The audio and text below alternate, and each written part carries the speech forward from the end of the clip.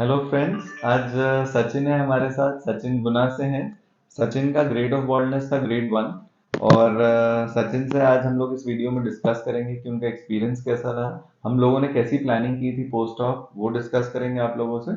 और grade 1 baldness बहुत ही common problem होती है एक यंग पेशेंट में, जहाँ 18 से 20 साल के होते हैं और फैमिली हिस्ट्री अगर होती है तो फिर वो हेयरलाइन रिसीडेड होती है और वो लुक को कॉम्प्रोमाइज करती है। तो क्या सचिन के कंसर्न्स थे और क्यों सर्जरी में गए वो, और क्यों सर्जरी करने का सोचा, वो सब जानेंगे और इनका रिजल्ट असेस करेंगे। एक हेयर फोम टेस्ट भी करेंगे बहुत दिनों के बाद वीडियो में, ताकि आप लोग हेयर फोम टेस्ट देख पाएं। Sachin, good morning. सो अब ये बताएं कि एक जब यंग पेशेंट को, जब 18 टू 20 की एज के बाद बहुत सारे पेशेंट्स में यंग रिसेशन होना स्टार्ट हो जाता है, तो क्यों करने का सोचा आपने हेयरलाइन? क्योंकि ये एज मैटर करता है हेयर मतलब जैसे कि एक एज के बाद भले ही बाल कम हो जाए बट इस एज में तो बाल होने चाहिए। ओके। कॉन्फिडेंस काफी लो हो जाता है, लुक मैटर करता है, उसमें कॉम्प्रोमाइज करना पड़ता है। तो हेयर प्लांट एक बार अगर हेयर चले गए तो फिर ग्रो करना मुश्किल है, सामान्यतः नहीं हो पाते हैं ग्रो वापस। ओके। तो हेयर ट्रांसप्लांट भी अकेला ऑप्शन बनता है, इसलिए मैंने hair transplant. Okay. So normally क्या होता है कि एज के साथ धीरे धीरे, जैसे जैसे एज आप 35 40 के अराउंड पहुंचते हैं, तो ग्रेड 1 बॉल्डनेस एक नॉर्मल पैटर्न होता है मेन में। तो जैसे जैसे एज बढ़ती है तो वो नॉर्मल लगता है हेयर लाइन।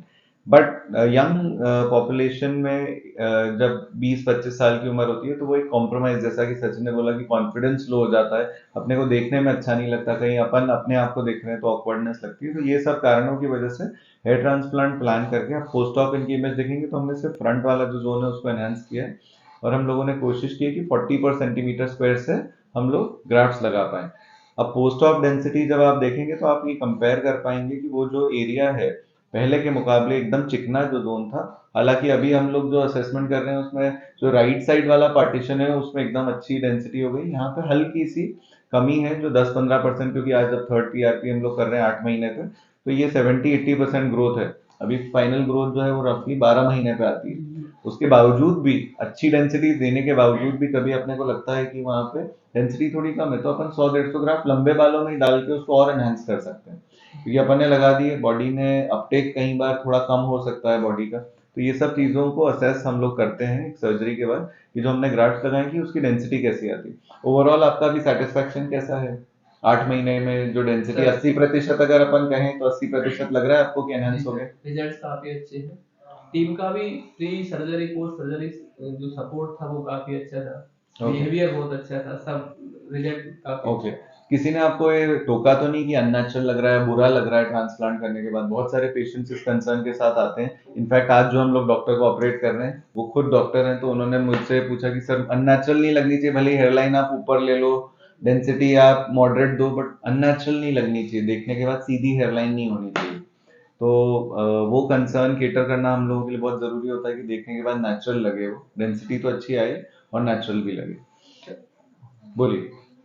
कोई बिल्कुल एक बार भी मुझसे नहीं बोला कि ये ट्रांसप्लांट कराया आपने। मैं खुद बताता हूँ तो भी वो विश्वास नहीं करते कि ये ट्रांसप्लांटेड है। ओके।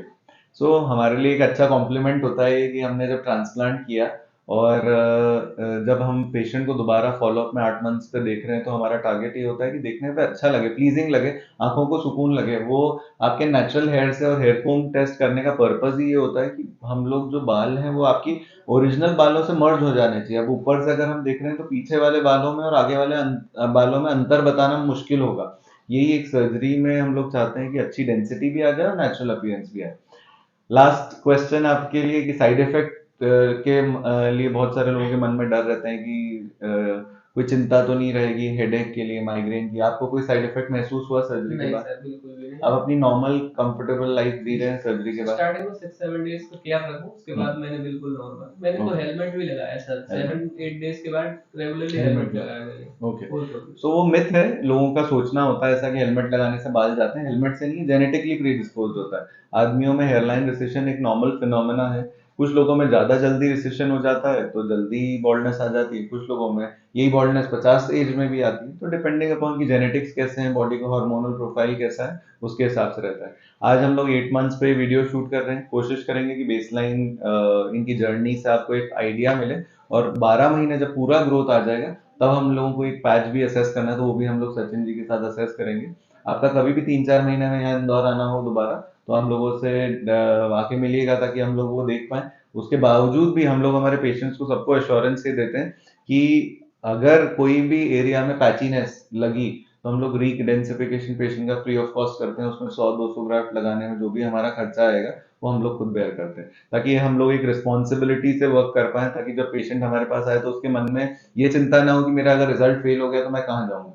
क्योंकि हर बार सर्जरी में जो कॉस्ट उसने इन्वेस्ट किया हर बार पेशेंट के लिए पॉसिबल नहीं होता है कि वो सर्जिकल कॉस्ट दोबारा करे या कोई दूसरे क्लिनिक में जाके दोबारा कर पाए।